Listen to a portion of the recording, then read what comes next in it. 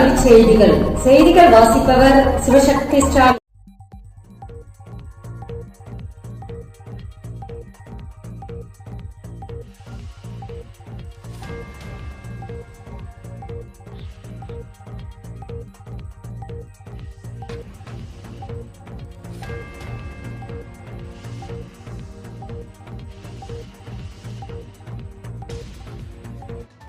Cute UG 2026 தேர்விற்கு மீண்டும் பெறப்படும் விண்ணப்பம்.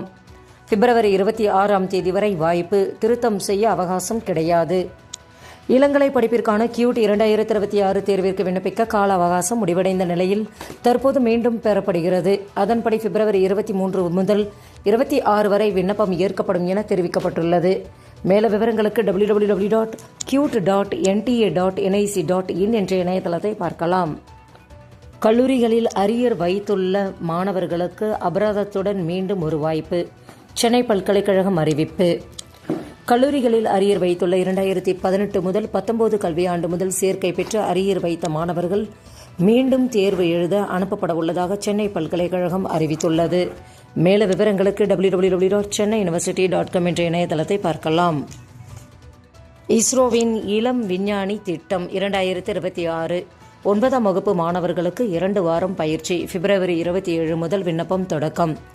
இந்திய விண்வெளி ஆராய்ச்சி மையம் இஸ்ரோ நடத்தும் இளம் விஞ்ஞானி திட்டம் 2026 விண்ணப்பம் JIGYASA.IIRS.government.in என்ற இணையதளத்தில் தொடங்கியுள்ளன.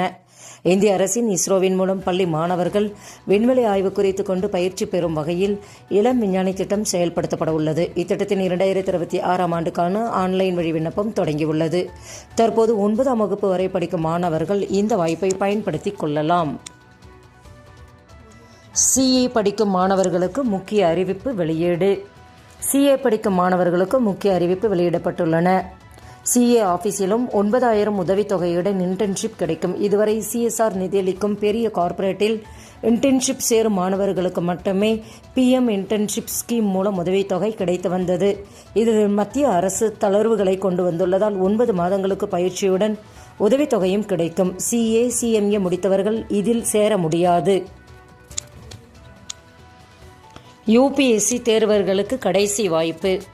UPSC தேர்வர்களுக்கு ஆன்லைனில் விண்ணப்பிப்பதற்கான காலக்கெடு பிப்ரவரி 27 மாலை 6 மணி வரை நீட்டிக்கப்பட்டுள்ளது.